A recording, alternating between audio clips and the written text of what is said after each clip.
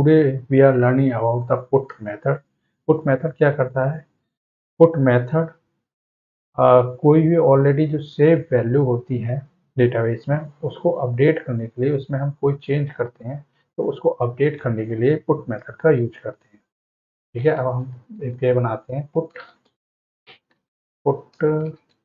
और इसको हम आईडी के थ्रू करेंगे। तो ID asking request response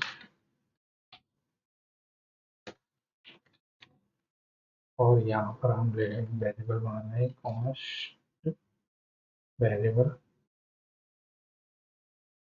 put update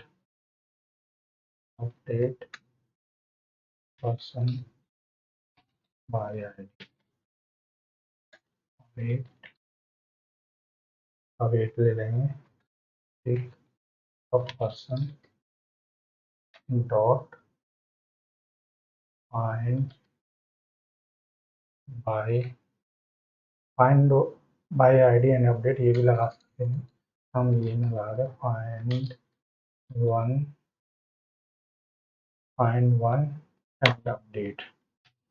ठीक, इसको लगा देंगे और यहाँ पे लगा देंगे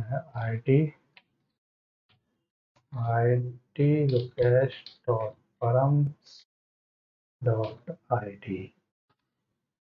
ठीक, और यहाँ ले लेंगे इसको रिक्वेस्ट डॉट बॉडी को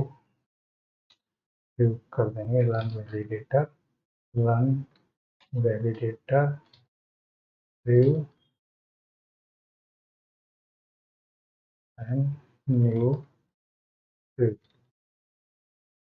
ठीक, और इसको यहाँ से fetch dot send update person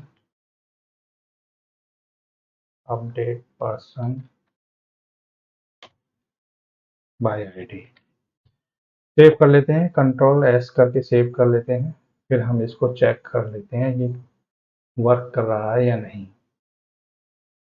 ठीक, इसको यहाँ पे जाते हैं। ये थोड़ा डिफिकल्ट मेथड है, इसको आप थोड़ा ध्यान से करना है। ये हम यहाँ जाएंगे, पोस्टमैन पे जाएंगे और यहाँ पे चेंज कर देंगे और पुट कर देंगे। ठीक है, अब हमें ये वाली आईडी पे डेटा चेंज करना है। तो हमारी इस वाली आईडी पे पहले गेट कर लेते हैं। क्या शो कर रहा है? मनीष। हम यहाँ पे नाम चेंज कर देते हैं। ठीक है, हम सारी वैल्यू भी चेंज कर सकते हैं। चेक कर लेते हैं पुट और बॉडी में जाएंगे, यहाँ जाएंगे, मनीष की जगह लिख देंगे